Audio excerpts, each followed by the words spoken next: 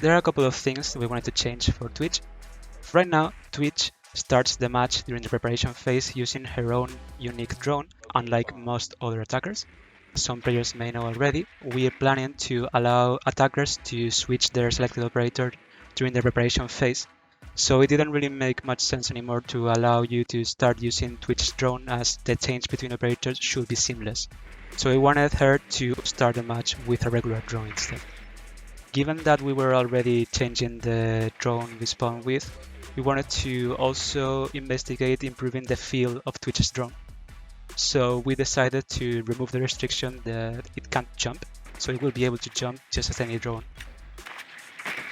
We also wanted to remove the electricity damage, so we changed it to laser, which is a different kind of damage. It should be mostly the same for players, but it has a huge benefit, and it is that it has infinite range, so you won't miss any shots anymore because the gadget is too far away.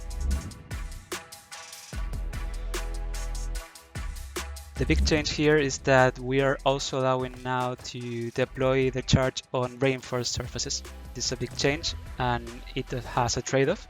First of all, if you do this, there will be a delayed activation time, which will give a heads up to defenders that it's coming, so defenders will be able to be ready and counter it using either electricity or a mute device as before, but also it will spawn a tube which can be actually shot at and destroyed in order to stop the pellets from coming. Well, this should make life better for Fuze users, definitely. We are hoping to see a little bit of an increase on its presence in the game. For defenders, we don't believe this is going to be too punishing, although we'll be monitoring the change, of course.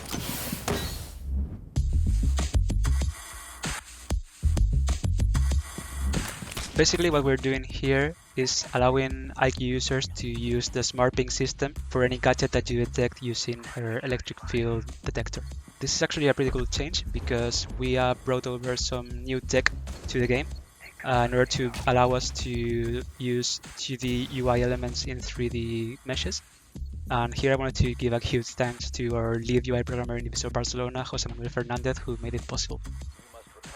So we hope that allowing IQ to ping enemy gadgets using the smart ping system should improve team communication even when there's no voice chat, as every teammate will be able to see what she's seeing.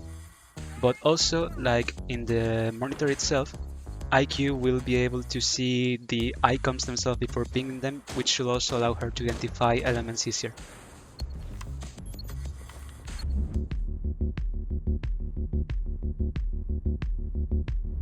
We're aware that a rework for the flash has been a long time coming, because as an attacker, you may not feel confident enough to use it to stun an enemy. And we believe that it basically boils down to two reasons.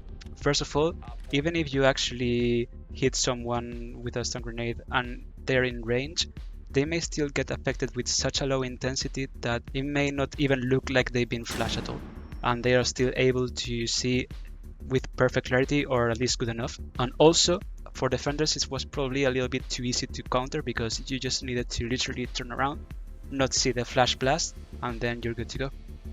So we wanted to change these things. When you get flash, you now will always get flash at full intensity, so you always will see your full screen completely white.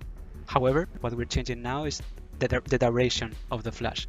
So if you're far away or partially blocked, you will get a much shorter flash. We have changed the detection algorithm itself to account for multiple parameters. So even if you're looking in the opposite direction, you will still get a little bit of flash, because we're trying to simulate rays of light bouncing off walls in the immediate environment to make it more reliable when you try to use it.